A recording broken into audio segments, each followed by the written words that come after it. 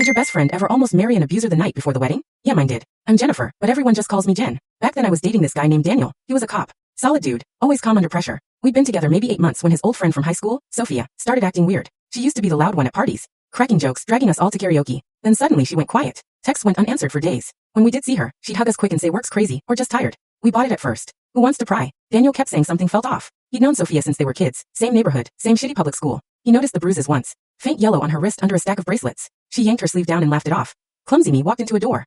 Door my ass. But she shut down any follow-up, so we let it slide. Nobody wants to be that friend who accuses without proof. Fast forward to the rehearsal dinner. Sophia's fiancé, let's call him Kyle, total bro name, total bro vibes, was all smiles, slapping backs, buying rounds. Sophia looked like a ghost in her white dress, eyes glassy, hands shaking around her champagne. Daniel pulled me aside in the parking lot. She's not okay. I told him to chill, it's just nerves. Famous last words. That night, literally 12 hours before the ceremony, Sophia cracked. She'd gone out with a smaller crew, no Kyle. They hit a dive bar on the edge of town, the kind with sticky floors and neon beer signs. One shot turned into 4, and suddenly she was sobbing into her hands. Told the table everything. The yelling, the shoving. The time he grabbed her throat because dinner was late. Said she'd been sleeping in her car some nights just to breathe. The girls, Emma, Chloe, and a couple others, went feral. Hugged her. Passed tissues, ordered more whiskey. Daniel sat stone-faced, cop brain already spinning. He asked the hard question.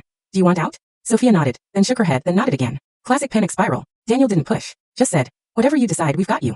Then he texted me. Get over here. Now. I showed up in pajama shorts and flip-flops. Sophia was curled on Emma's couch, mascara streaked, wedding dress hanging in a garment bag like a body bag. We stayed up till dawn making a plan. No grand speeches, just logistics. Who could drive? Who had bolt cutters? Turned out Chloe's dad was a locksmith. Daniel laid out the legal side. If Kyle laid a hand on her again, he'd arrest him on sight. Said as a cop he had to report what he knew, but he'd keep her name out unless she wanted charges. Sophia whispered, I just want my stuff and out.